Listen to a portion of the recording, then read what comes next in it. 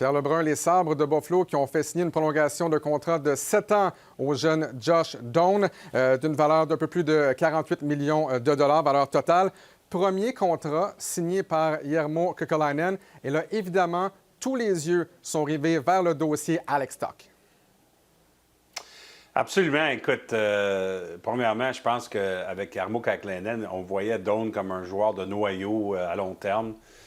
Déjà qu'il joue un rôle important, mais c'est un rôle qui va continuer d'agrandir chez les Sabres. On voulait faire ça de l'avoir signé à long terme. Et puis, il y a quand même un lien, parce que je pense que c'est important pour Kekalainen de comprendre où que ça s'en allait avec Doan avant qu'il décide où que ça va aller avec le dossier Tuch. On sait que le dossier Tuch avait eu des négociations avec l'ancien DG Kevin Adams et les agents d'Alex Tuch. Et de ce que j'apprends, le problème, c'est qu'Alex Tuch voulait 10 millions par année environ, puis Kevin Adams n'était pas prêt à aller là. C'est des demandes qui viennent après tous les nouveaux contrats qu'on a vus cette année. Alex, on en a parlé, le nouveau marché de la Ligue nationale. Oui. Qu'est-ce que je reconnais, c'est que Jarmo Kekalainen a indiqué aux agents d'Alex Tuch, on va recommencer, tu sais, c'est un nouveau DG, on va recommencer la conversation, on fait comme un reset, on dit en anglais.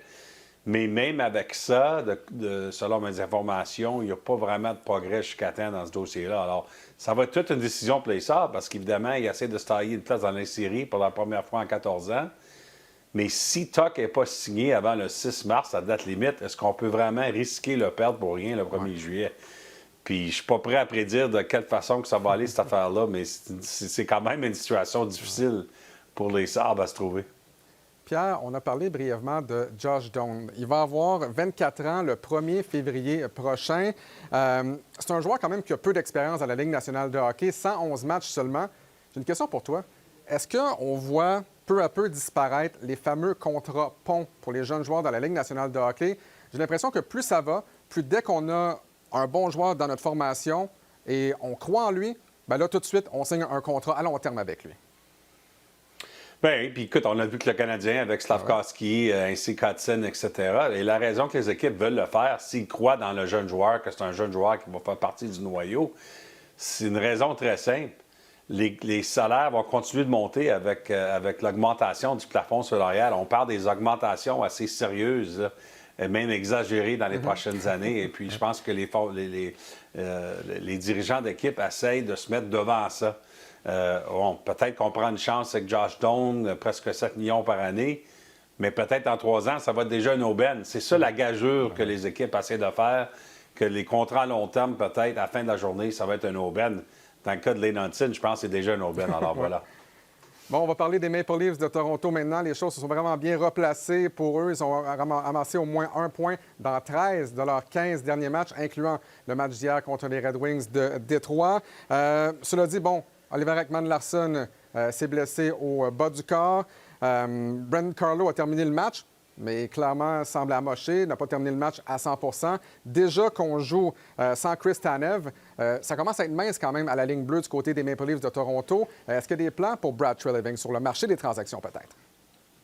Bien, écoute, déjà que Brad Treliving, selon ce qu'on apprend, était déjà pas mal sur le marché. Il voulait voir qui était disponible sur le marché des transactions à la défense, parce que, comme tu as mentionné, on commence vraiment avec Chris Tanev. Chris Tanev, on ne sait pas s'il va revenir au jeu, quand il va revenir au jeu. Je sais que Tanev veut essayer de revenir au jeu à la fin de la fête de la saison, mais il n'y a rien de garanti dans son cas. C'est vraiment leur meilleur défenseur d'offensif. Alors déjà là, sans la blessure là, hier soir à Ekman-Larsson et Brandon Carlo qui a fini le match, comme tu as dit, mais qui n'est pas 100 %. Déjà, il y avait de la pression sur Brad Treliving, le DG des Leafs, d'aller transiger. C'est ce qu'il essaie de faire, de ce que j'apprends.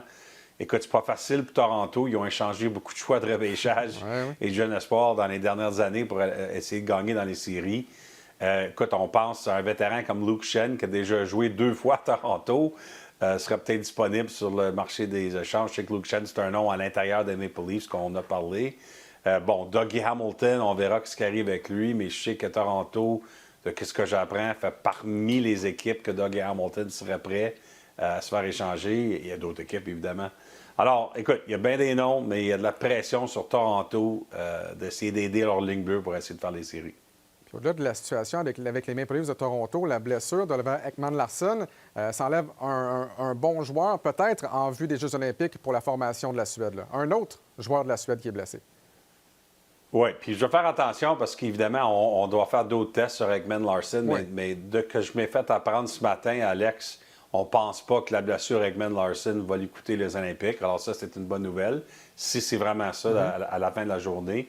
Mais c'est quand même une autre inquiétude pour la Suède qui vraiment est amochée là, comparé à tous les autres pays. C'est vraiment incroyable. Déjà que l'entraîneur-chef de la Suède, Sam Allam, qui m'a confirmé mercredi qu'il planifie ses Olympiques sans Jonas Brodin ainsi que Leo Carlsson dans leurs deux grosses pertes. Écoute, Jonas Brodin, c'est un des meilleurs défenseurs défensifs dans la Ligue nationale.